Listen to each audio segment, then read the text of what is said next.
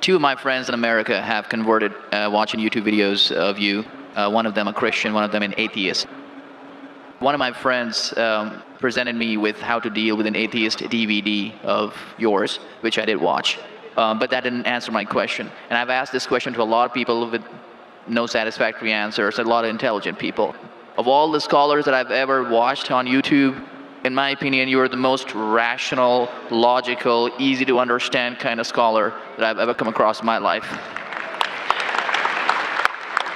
And it is really important that this question is answered because I've never had a satisfactory answer for this question. My question is like a coin with two sides. The first side of it is this, and this is the question. I'm somewhere between an atheist and agnostic. I'm not sure where. God has created this entire universe, and the Quran speaks a lot about how it has taken so many days and mountains and this and that, and life is going to be a test and whatnot. My question is, way before God decided to create this entire universe, before he decided to put human beings, before he decided to send Prophet Muhammad or Adam and Eve, way before he even planned about doing any of this, he knew the end result of it. He knows in the end he will be disappointed by certain people and he will throw them in hellfire. He knows they will be burning. He knows they will be tortured, and that is when they'll be repenting for what they've done. Way before he created the entire universe, he knows the outcome is going to be bad. It may be good for certain people who are in heaven, but he knows that he can save those people from being in hell. Way before he even decided to go ahead with the creation. Yet he decides to go ahead with it, with all his godly logic. Why would he want to do that? The question, if I can just put it in this manner, how can God be so sadistic that he would actually go ahead with a plan which he knows is going to end up in that manner? That's the first side of the coin. The second side of the coin is, for some reason, if I believe that, okay, God is almighty and he understands everything is great, God is great.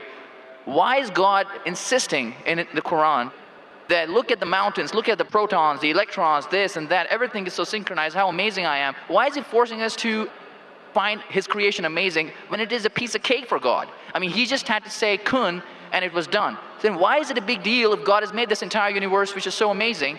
Because for God it's nothing. So I should not be really amazed at his creation. He can do much more than this. So I do not understand why he wants us to respect what he's done or find it amazing what he has done. The brother asked a very good question and a very intellectual question. It's a very good question. And he has seen some of my tapes on YouTube, even of atheism. And this question that's troubling him, he hasn't got the answer to. The brother asked a question that Almighty God knows everything before he created the heaven and the earth, before he created human being. Even if one person goes to he could avoid that. Hell, he could have avoided that. I mean, he could avoid being disappointed. Of course. I'll reply. The brother said, even if one person goes to hell, it is as though God would be disappointed. Now coming to your question, I started a school. And you may have heard Islamic International School. If a teacher takes an examination, if she is just, while she is giving the examination, she writes in the maths paper 2 plus 2 is equal to how much? The student in front of her or him, the teacher, writes 5. She can very well tell the student, change 5 to 4. Would it be just on the teacher during the test and examination to correct a student who's writing a wrong answer? Right, but if she has an option that the student doesn't need to do any of that and still No, I'm asking you a simple question. I'm asking you a simple question. The teacher has given the question paper. Right. All the students will inform about it. You're right. For that particular situation, For that particular situation, the teacher can tell, dear student, change 5 to 4. What will the other students think about? Unjust. But God can be just at the same time. He can create a completely different condition. He doesn't have to go ahead with that situation. He's not bound by any situation. Brother is saying Almighty God can create something which is perfect and will not make mistake, correct? That God has already done. He created the angels. God created the angels. The angel never go against any commandment of God. But human being is a better creation than angel. The angels have got no free will of their own. If you have heard my tapes, if you have not heard, I'll tell you now. The angels are a creation of Almighty God, but not the best creation. Almighty God created the human beings. The human beings have a free will to go against God or to follow God. If you have chosen to be a human being, if you disobey His commandments, you go to hell. If you obey His commandments, you are superior than the angel. Because the angel doesn't have a free will of his own, then he follows God. It's nothing great. the human beings are the better creation of Almighty God. Almighty God has given a free will. That's a different question that Almighty God knows. Because He has ilm-e-ghaib, He has knowledge of the future, He is more superior. So He has created such a creation which has a free will. The fault is of human being, not God. No, but God has created us with that fault, and He knows He can avoid that. Not fault. It's not fault, brother. It is free will. Why is He giving us a free will when He knows He's going to eventually put these many people in hell? Why is He doing something? That is a different creation. Like, would you want to create something which can think on its own, or would you want to? Someone so compassionate can also brother, that's what I tell you. What you want, God has already created an angel. I'm asking you, which is better? An angel following Almighty God or a human being following Almighty God? Which is better? For me, absolutely, if I get a second chance, I would want to be an angel. Why would I risk going to Second hell? chance, correct. That's why Almighty God says in Surah Araf, chapter number 7, verse number 172, Almighty God brought all the human beings from the loin of Adam and asked them, is there one God? All agreed. Almighty God says in Surah Hashr, chapter 59, verse number 21, if Almighty God revealed the Quran on the mountain would shudder down. Almighty God says in Surah Ahzab, chapter 33, verse number 72, it is the human beings who were fools who said we want to be human beings. You and I were fools. Now you cannot backtrack. Once you said you want to appear for the test, once you read the test paper. Nobody asked me. They asked Adam and Eve. No, brother. Quran says every human being was asked. And then it is washed off. This memory is washed off. If the memory is there, where is the test? Almighty God says in the Quran, do you want to be a human being? If you become a human being, you can become superior to an angel or can get inferior. If you don't want to become a human being, just pass. Even for argument's sake, even in that please let me complete. You ask the question. All right, go ahead. If you interject, I will answer. Sure, go ahead. So Almighty God asked the human beings, and the Quran says, we human beings were fools. You and I both were fools who opted for the test. Now, once you undergo a test, if you follow the commandment after free will, you be superior to an angel. If you disobey Allah, you become inferior to an angel. We wanted to pass with distinction, you and I. You told, I don't remember. Of course you will not remember. And even I don't remember. But I believe in the Quran. On the day of judgment, Almighty God says, not a single human being will object to the justice of Allah. That we'll come to know on the day of judgment. Only thing we'll say, please give us one more chance. Almighty God will say it's too late. Because if He wants to give you a new chance, even I'll have to come back in the world again. Again, everyone. So those who failed, He can't get only the failures. So the Quran says no one will ever object on the justice of Allah. They will request Allah, give us one more chance. Almighty God will say too late. Almighty God gives us chances in this world itself. You make a mistake, Allah gives you a chance to repent. You repent. Allah forgives you. Again you make a mistake. Once you die, it's only one. So as far as the first question is concerned, why did God create? Because it's a better creation. Any logical person, including you, has to agree that a person who has a free will is a better creation than a person who has no free will. Only your question you don't remember is perfectly right. When you die, when you're resurrected, that time you and I will meet. Then you will say, I remember.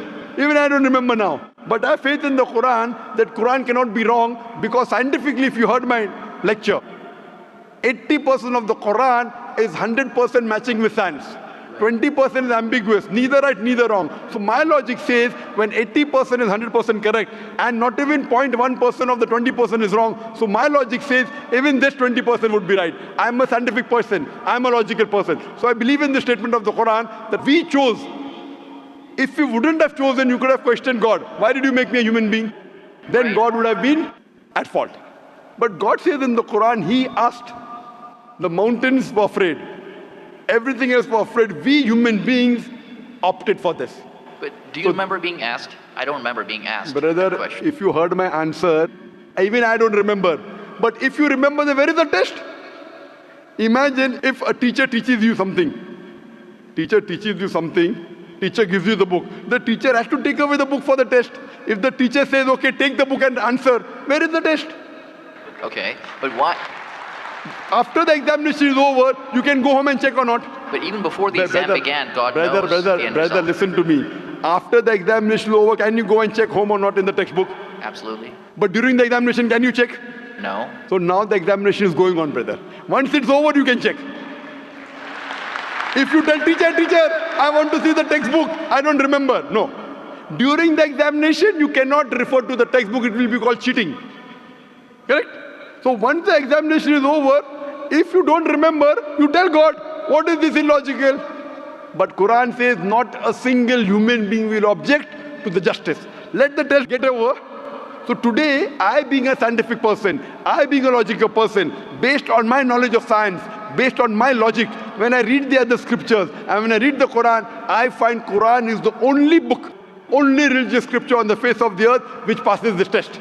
So therefore I, being a scientific person, being a logical person, agree, okay, fine. This statement of the Quran also has to be right. I don't remember, that's the test. If I remember, where is the test?